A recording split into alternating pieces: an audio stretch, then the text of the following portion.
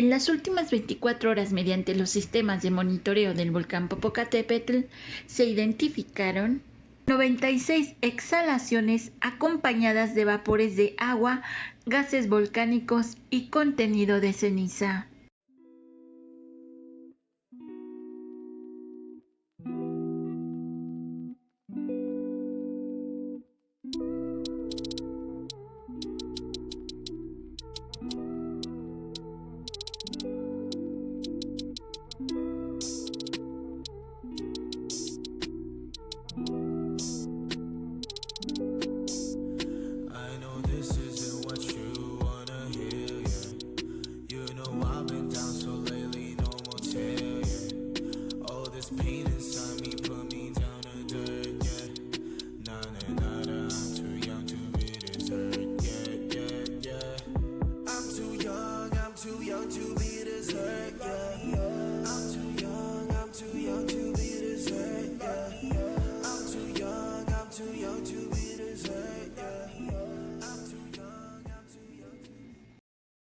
Adicionalmente, se contabilizaron 74 minutos de tremor.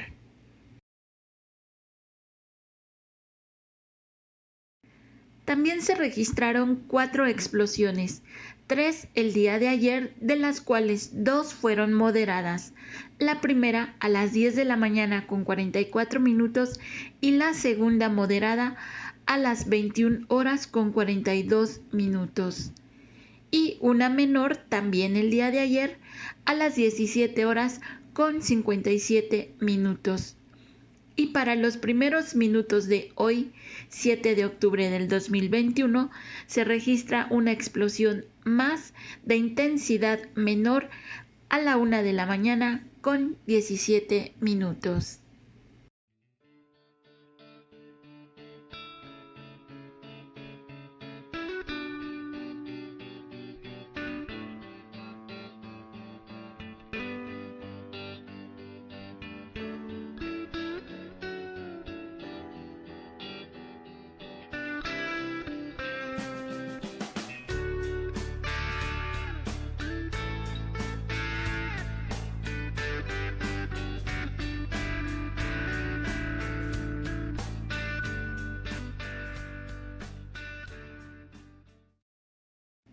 Lo que va de este mes de octubre del 2021, en el volcán Popocatépetl se han registrado hasta este día de hoy 10 explosiones de menor a moderada intensidad.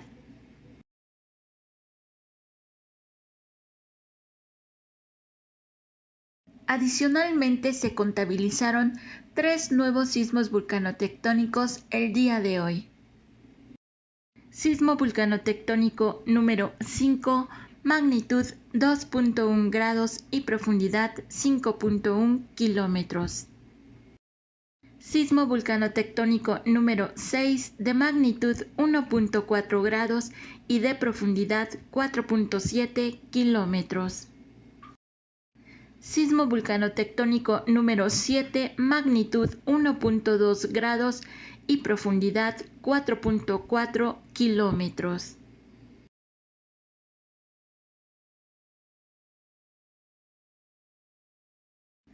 En lo que vamos de este mes de octubre del 2021, se han registrado 7 sismos vulcanotectónicos en el volcán Popocatépetl. El de mayor magnitud es 2.1 grados y el de menor magnitud es de 1.2.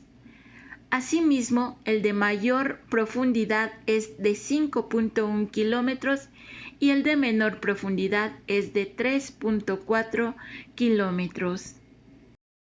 Las emisiones volcánicas se dispersan con dirección suroeste.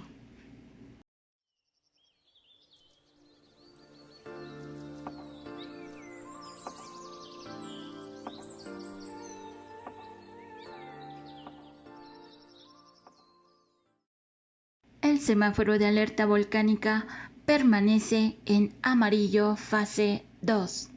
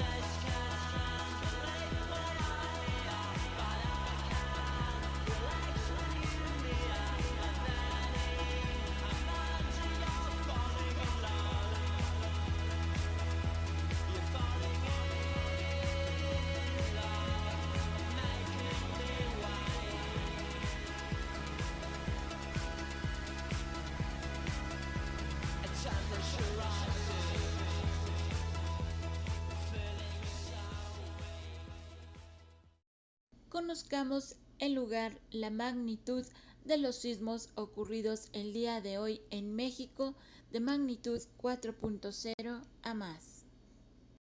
Sismo magnitud 4.1 a 64 kilómetros al noroeste de Matías Romero, Oaxaca, a las 2 de la mañana con 13 minutos y con una profundidad de 137 kilómetros. Sismo magnitud 4.0 a 62 kilómetros al suroeste de Salina Cruz, Oaxaca, a las 6 de la mañana con 31 minutos y con una profundidad de 40 kilómetros. Sismo magnitud 4.0 a 108 kilómetros al suroeste de Ciudad Hidalgo, Chiapas, a las 13 horas con 49 minutos y con una profundidad de 10 kilómetros. El día de hoy en México y hasta las 16 horas con 55 minutos se han contabilizado 45 sismos, de los cuales 42 van entre las magnitudes de 3.0 a 3.9 grados y tenemos 3 sismos entre las magnitudes de 4.0 a 4.1 grados. Del total de los sismos tenemos los siguientes: en Guerrero 11, Oaxaca 17, Chiapas 5, Veracruz 1, Baja California 1, Colima 6, Michoacán 3, Coahuila 1 y Sinaloa 1 más.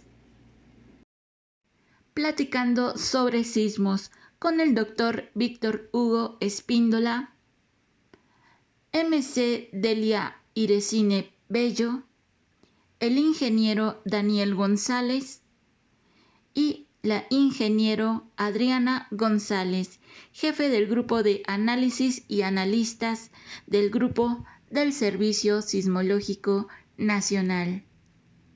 Buenos días, bienvenidos a una nueva emisión de Platicando sobre Sismos, la cual es una actividad periódica de divulgación del Servicio Sismológico Nacional, en la cual tenemos como invitados a especialistas en sismos que responden a sus preguntas en vivo. El día de hoy, 22 de septiembre de 2021, nos acompaña el grupo de analistas del Servicio Sismológico Nacional, el doctor Víctor Hugo Espíndola Castro, la maestra Delia Iresine Bello Segura, el ingeniero Daniel González Ávila y la ingeniera Adriana González López. Ellos forman parte del grupo de análisis del Servicio Sismológico Nacional. Y es un gusto tenerlos el día de hoy aquí respondiendo a las preguntas de nuestros seguidores. Vamos a empezar la primera ronda de preguntas con el doctor Víctor Hugo Espíndola. Platícanos, Víctor, a grandes rasgos, ¿cómo está organizado el grupo de análisis del Servicio Sismológico Nacional? Buenos días. El área de análisis del Servicio Sismológico Nacional es una de las 3 áreas en las que se basa y acciona el servicio. Es el área de instrumentación y mantenimiento, el área de sistemas y el área de análisis de registros sísmicos. Y en el área de análisis y registros sísmicos es donde recibimos toda la información de los sensores que están en toda la República Mexicana y que diariamente y en tiempo real llegan aquí a estas instalaciones del Servicio Sismológico Nacional y que es en donde se analiza esta información. Llegan también a un sistema automático de tal forma que estamos monitoreando la actividad sísmica, principalmente de los grandes sismos, y que en forma automática se envía un reporte preliminar. Paralelamente se hacen los análisis de toda la actividad y en caso de haber correcciones, pues se envía una nueva estimación de esa información. Continuamente se está analizando también los sismos mayores de magnitud 4, se envían al instante, y periódicamente cada 12 horas por la mañana y por la noche se envía la información restante. Es importante mencionar que el área de análisis tiene varios elementos, varios analistas, profesionistas en el tema que están analizando y monitoreando esta actividad, de tal forma que durante las 24 horas del día hay una persona responsable. Además de eso, hay becarios adjuntos que se encargan, además de que aprenden esta disciplina, pues también nos ayudan a fortalecer las actividades dentro del servicio sismológico. Muchas gracias, Víctor. Delia, platícanos un poquito más a detalle cómo se calcula el epicentro de un sismo. Claro. Hola, ¿qué tal? Muy buenos días a todos.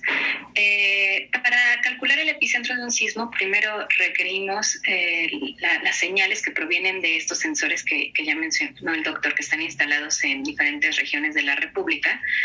Y cuando tenemos estas señales que nos llegan aquí al servicio, nosotros tenemos que leer el arribo de dos de las principales fases, que sería la onda P y la onda S. Entonces leemos esos tiempos de arribo, ya tenemos un programa que nos ayuda a hacer estas lecturas, y una vez que tenemos estas lecturas procedemos a realizar la localización. Hay un método que es el conocido como método geométrico que explica de manera muy amplia esta localización, donde con estas diferencias en tiempos se trazan circunferencias, y donde se intersectan estas circunferencias, bueno, ahí estaría el epicentro de un sismo. Claro que ya nosotros lo realizamos con software especializado, y donde se pueden hacer las lecturas de no solamente de las 62 estaciones instaladas en la República, sino también de los acelerómetros que nos proporcionan datos el Instituto de Ingeniería y de otras redes de otras instancias internacionales. Entonces son tantos datos que nosotros pues sí necesitamos de un software especializado para la localización. Y bueno, como un paréntesis, antes estas localizaciones se realizaban en papel. Cuando los sismógrafos funcionaban con el papel, las lecturas, o los analistas antes realizaban estas lecturas midiendo con regla y después con el compás, trazando en mapas las circunferencias para hacer las localizaciones. Actualmente pues ya tenemos estas tecnologías que nos ayudan a hacer una localización rápida y enviarla en el menor tiempo posible. Más o menos, ¿como en cuánto tiempo se envía una localización? Bueno, en promedio de 10 a 20 minutos. Si se puede, en menos de 10 sería lo ideal, pero como no nada más es la localización lo que tenemos que trabajar, también es el cálculo de la magnitud. Y para sismos de magnitud considerable requerimos de otro tipo de programación llamada inversión para hacer el cálculo de una magnitud en específico, que se conoce como magnitud de fase W, que requiere de un tiempo de cómputo un poco más amplio para poder calcular la magnitud. Muchas gracias, Delia. Daniel, platícanos tú. Víctor Hugo quiere comentar algo, perdón. Sí, Víctor Hugo, por favor. Bueno, les mencionaba yo inicialmente que hay un software de un localizador automático. Ese localizador, ese programa, recibe todas las estaciones que llegan al instituto, al Servicio Sismológico Nacional, y ahí va analizando en tiempo real las amplitudes de cada registro. Cuando encuentra que hay algún disparo, llamémosle así, alguna amplitud grande, y entonces se empieza a recolectar de todas esas amplitudes y obtiene una localización automática.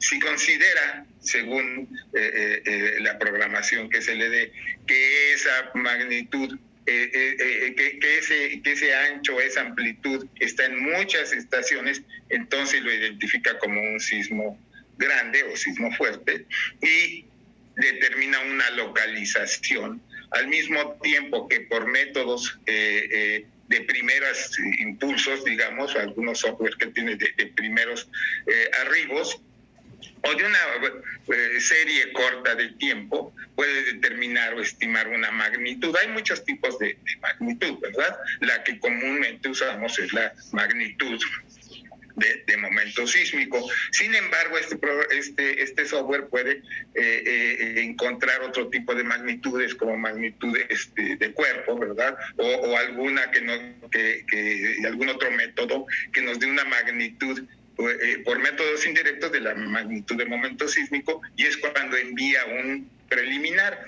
Esto puede ser, todo este proceso que les estoy comentando, puede ser de solo unos cuantos minutos. Sin embargo, ese programa sigue actualizando a la vez que un analista también está determinando los parámetros sísmicos. Por eso es muy común que ustedes ven cuando ocurre un sismo que aparece o se manda una señal de sismo preliminar, ¿verdad? Por ejemplo, sismo preliminar en la costa de Guerrero con magnitud 6.9, pero se siguen recopilando datos y hay otro software que sigue estimando una mejor magnitud, y ya posteriormente se manda otra información en donde ya se da un ajuste principalmente en la magnitud. Entonces tiene sus facetas, pero inicialmente para un sismo fuerte sí son pocos minutos los que se necesita para mandar una información preliminar. Eso es todo. Muchas gracias, Víctor. Daniel, ya vamos a empezar con las primeras preguntas de nuestro público. Juan Sánchez Martínez pregunta: ¿cuántas réplicas se pueden presentar después de un terremoto como el del pasado martes 7? Y también pregunta si un sismo de magnitud 6 puede tener réplicas. Claro, buenos días a todos. Mira, en cuanto a réplicas, lo que se considera réplicas es todos los eventos que ocurren después de un sismo grande o principal, que lo llamamos, y son de menor magnitud a este primer sismo. Las réplicas no hay un tiempo determinado de que vaya a suceder en, no sé, días, meses. Simplemente se compara la sismicidad anterior al sismo grande y se dejaría de contabilizar una vez que la sismicidad vuelva a llegar a ese punto de cantidad de sismos que hubo antes del evento grande. Ahora, en cuanto a un evento de 6 de magnitud, pues en teoría también depende mucho de la zona. En el caso de cuando son sismos muy profundos, no se esperan réplicas por la misma estructura o en el lugar donde ocurre dentro de la corteza. Para otros sismos que son, digamos, los más intermedios o superficiales, sería un poco más normal esperar cierta cantidad de réplicas según la zona donde ocurran. Depende mucho de la geología y de la dinámica del lugar. Gracias, Daniel. Ahora, Adriana, vamos con otra pregunta. Esta es de Ani Ali Valentina. Dice: ¿en qué momento determinan que ya no es réplica? Y cómo sabemos si es un nuevo temblor. Comenta que son demasiadas las réplicas que tuvo el sismo del día 7 de septiembre. Yo creo que se refiere al del 2017, que sí fueron muchas réplicas. Claro, bueno, muy buenos días a todos. Qué bueno que nos acompañan en esta transmisión. Y contestando a la primera pregunta, como bien lo comentó mi colega, el ingeniero Daniel, se deja de contabilizar como réplica una vez que la sismicidad de la zona regresa a la sismicidad que tenía previo a un evento grande. Por otra parte, el número de réplicas que tuvo el sismo, bueno, recordemos que en 2017 hubo 2 sismos. El sismo de Tehuantepec, del 7 de septiembre, fue de magnitud 8.2, y que dado el tamaño de este evento, bueno, pues el área de ruptura, recordemos que no es puntual, sino más bien cuando ocurre un sismo, pues gran parte de la corteza es la que se rompe, y entonces esa área de ruptura pues es la que se ve en reacomodo, y entonces ocurren estos eventos que llamamos réplicas, que como bien se mencionaba anteriormente, son de menor magnitud. Si fuera de magnitud mayor el evento principal, entonces ya no se consideraría como réplica, sería un evento distinto. Entonces, el sismo de Tehuantepec de 2017, pues bueno, generó un número importante de réplicas, en función de la magnitud que tuvo. Muchas gracias, Adriana. Víctor, si nos podrías explicar cuál es la diferencia entre un grupo de réplicas y un enjambre sísmico, porque hay mucha gente que luego se confunde entre un enjambre y los sismos que en realidad se consideran réplicas. Sí. Bueno, mira, es cuestión nada más de un poco del concepto, pero en realidad podríamos pensar que después de un sismo fuerte, cuando ocurren todas las réplicas, podríamos pensar que es un enjambre también, ¿sí? Entonces nada más se define como réplicas porque están asociados a un rompimiento primario. Entonces, bueno, esas serían pues las réplicas, están asociados al rompimiento del área principal, como decía Adriana. Y un enjambre generalmente tenemos la concepción de que están asociados también a un evento en donde no hay una actividad previa importante. Por ejemplo, si pensamos en enjambres como hemos tenido aquí en la Ciudad de México en el 2019, o la que ocurre en Michoacán, o la que ha ocurrido en Guanajuato, San Luis Potosí, sí son sismos pequeños en magnitud, que están asociados a un sistema de fallas ahí, que bien pueden estar asociados a una sola falla o a un sistema complejo, pero en donde sus magnitudes son muy parecidas. Generalmente puede ocurrir un sismo de 4, como ejemplo, y un montón y los demás entre 3 y 4, ¿verdad? Siempre hay un sismo que es un poquito de magnitud mayor, pero en general no es de un orden de magnitud, ¿sí? No es 10 veces, o sea, que como un sismo fuerte. Entonces, generalmente, si ustedes se dan cuenta, generalmente dispara un sismo de 4 y después otros de entre 3 y 4 y otros de entre 2, 5. Entonces, no hay un sismo realmente fuerte, son simplemente actividad en una sola falla o en un sistema complejo de fallas que con el tiempo tienden a disminuir. Muchas gracias, Víctor. Delia, Mónica Díaz pregunta ¿por qué se avisa unos segundos antes y no minutos antes? Me imagino que se refiere a la alerta sísmica. Primero hay que aclarar que el Servicio Sismológico Nacional no maneja la alerta sísmica. Pero, ¿nos podrías platicar cómo funciona la alerta, por favor?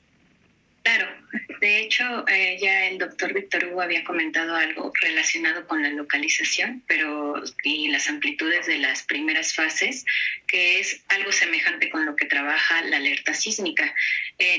No se puede avisar minutos antes porque se requiere de los primeros arribos de estas ondas una vez que se genera el evento, que lleguen a los sensores más cercanos y que se midan estas amplitudes de las primeras fases para que se pueda mandar la información hasta una central, se realice el cómputo y entonces se active la alerta. Esto es muy rápido, es aproximadamente de 7 segundos una vez que llega la primera onda al sensor y llega a la central donde se realiza el cómputo y hace el procesado y envía la alerta. Entonces, de esos 7 segundos a que se emite la alerta y que llega además ya las ondas superficiales y las primeras ondas de cuerpo hacia una ciudad, por ejemplo, en el caso de la Ciudad de México, si el sismo ocurrió en Acapulco, pues estamos más o menos a 400 kilómetros de distancia. El tiempo y la velocidad de viaje de las ondas, aunque es rápido, aproximadamente de unos 8 kilómetros sobre segundo en promedio, y esto con esta distancia nos daría un aproximado de unos 60 segundos, quitándole los 7 segundos del cómputo previo. Entonces, por eso es que solamente tenemos estos segundos para poder sentir el evento, y no minutos, porque se requeriría de más tiempo o de una distancia más larga desde donde ocurrió el evento, que sí lo tuvimos. Por ejemplo, en el caso del sismo del Golfo de Tehuantepec, tuvimos un poco más de 60 segundos, me parece que fue casi más de un minuto antes de que sentimos las ondas superficiales aquí en la Ciudad de México. Y por otro lado, las poblaciones que se encuentran muy cercanas al epicentro, de poco serviría el sistema de alerta porque prácticamente va a sonar en el mismo instante que sientan el movimiento debido al sismo, que fue más o menos lo que nos ocurrió a nosotros con el sismo de Morelos, Puebla, del 19 de septiembre del 2017, que no tuvimos tanto tiempo como con los otros eventos que hemos sentido, porque el epicentro estuvo a 100 kilómetros. Entonces, con la velocidad de las ondas y la distancia tan cercana al epicentro, pues prácticamente la alerta sonó cuando ya nosotros estábamos percibiendo las ondas superficiales. Muchas gracias, Delia. Víctor, ¿querías comentar algo al respecto? No, nada más quería puntualizar exactamente que esos sistemas están hechos precisamente para sismos fuertes a distancias que nos den ese tiempo para tomar acción. Y ya lo mencionaba bien, para sismos que ocurren en el lugar en donde estamos asentados, como en el caso de este sismo de 7.1 que hubo en Acapulco, pues para la gente que vive en Acapulco, pues de poco le sirve el alertamiento sísmico, ¿verdad?